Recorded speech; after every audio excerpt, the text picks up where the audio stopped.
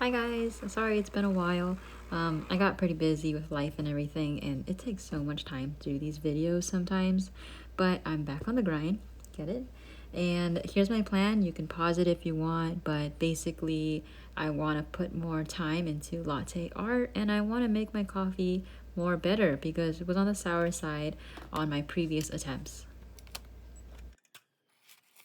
After I'm done weighing out my beans, I also weigh out my portafilter to see if I actually get the same amount of beans that I put in the hopper. And lately, it's not that far off. It's maybe a zero point 0.1 or zero point 0.2 difference, and today it was 0.1. So I'm really happy that I don't feel like I need to get a separate grinder for that purpose. You know, I've been going down this rabbit hole of watching so many espresso videos, whether it's tools or techniques or vlogs. And I saw this video recently on how someone uses the WDT tool. And they basically go all the way deep, and then they go in the middle, and then they go on the top. And now I feel like using that tool is probably one of my favorite steps of making an espresso because I just find it very zen to scrape over the top. Also, what's different from my setup from the past is I bought a tamping station, which is really nice. And I also want a tamping mat, but I'm trying to not excessively buy too many things, so I'm just gonna space it out.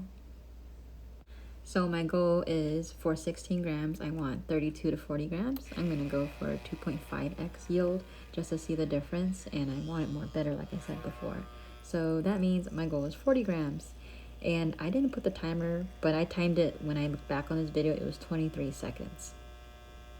And you can't really see the scale that clearly because it's white on white, but it came out to 37.9 grams. Now it's shot test time, and it did taste more bitter, so I was happy with that. And so my goal to make it more balanced, I'm gonna try to under extract it, which will, I'm gonna make it more coarse for next time. Okay, so I've been really excited for the steaming milk part now lately. I've been watching a few videos on how to steam milk and how to do latte art. Right now, my biggest goal is just learning how to texturize the milk correctly. So now my plan of thinking when I do this is I put enough milk in my jug where it's under the spout and making sure I have the wand halfway, quarter turn. And I'm working on making a vortex first, and then I'll inject air bits at a time so that I just don't get these really large bubbles. I hope this jug isn't too small. It's actually probably the smallest I've seen compared to everyone else's, but I don't like a lot of milk in my coffee. So that's why I'm trying to just see if I can stick with this jug. My milk here today is a lot better than what I've been doing in the past.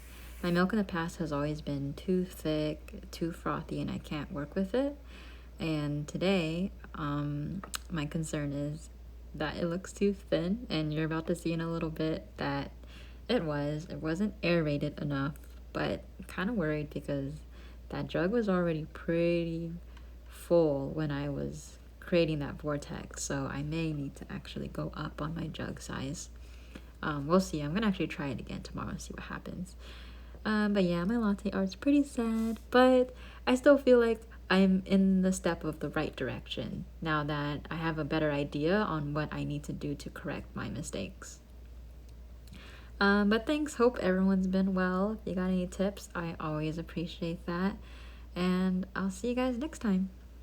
Oh, also, like, I'm just gonna include this, but this was such a mess. Like, oh my god, this was so cringe. But you know, it tasted good. That's all that matters.